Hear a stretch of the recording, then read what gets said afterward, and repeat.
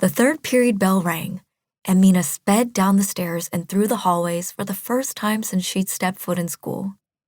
She loved all her art classes, but this semester AP Studio Art was taught by her favorite teacher. Ms. Ellis was young and hip, and not that much older than the senior she taught. A smile lit up Mina's face as she crossed from the monotonous void of high school drudgery into the vibrant chaos of the art room. She could smell the mix of old and new paint, both musty and milky wet, along with the pleasant chemical scent of turpentine. The sun had finally chased the rain clouds away and filled the room with bright natural light. "Mina, so good to see you. How was your summer?" Ms. Ellis had long, straight brown hair that she kept in a loose ponytail and stylish black eyeglasses.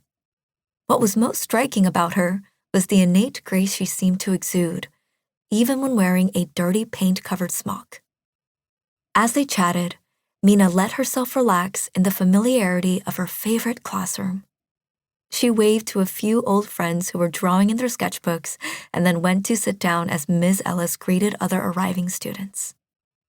Mina straddled the art horse at her usual spot next to the windows, which now shimmered with cascading streams of raindrops. She took a moment to stretch her back as she settled into her seat. Art horses were benches with movable drawing boards.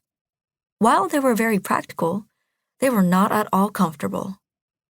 All the students sat facing a large round table in the middle of the room.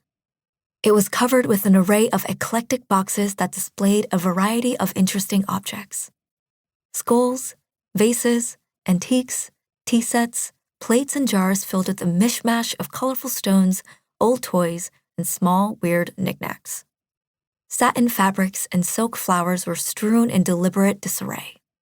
It was a display Mina could get lost in, providing hours of artistic inspiration. And that was the whole point. Ms. Ellis made her assignments challenging and reminded Mina to think of art as more than just beautiful creations, but as things of power and structure and space. It was this belief in the importance of art that reminded Mina of her mother. "Never forget, Mina. Art is magic," her mother told her. And Mina had believed her.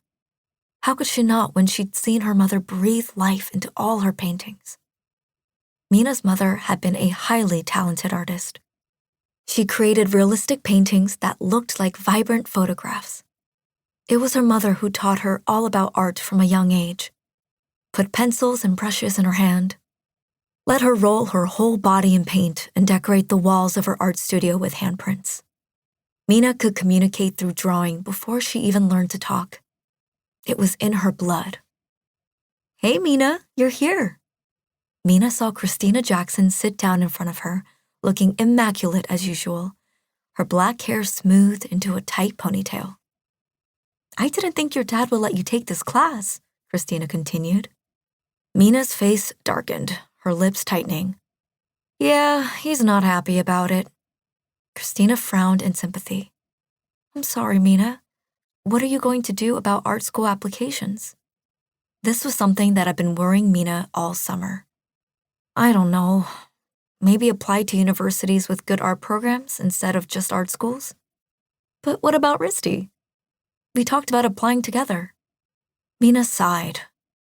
"He's fixated on me going to a real college. Why don't you apply to the Brown RISD program like I am? He can't possibly be against that." Rolling her eyes, Mina snorted. "You've clearly mistaken me for someone else. I'm the Asian that's bad at math, remember? Brown would be offended if I applied to them. Unlike you, Miss Genius Jackson, sure to be valedictorian, who also happens to be a brilliant sculptor. All the top schools are gonna be fighting over you in one big nasty catfight." Rawr. A flush spread on Christina's cheeks, giving her dark brown skin a rosy glow and highlighting the few freckles she had. Mina thought how cute her friend looked when she got embarrassed.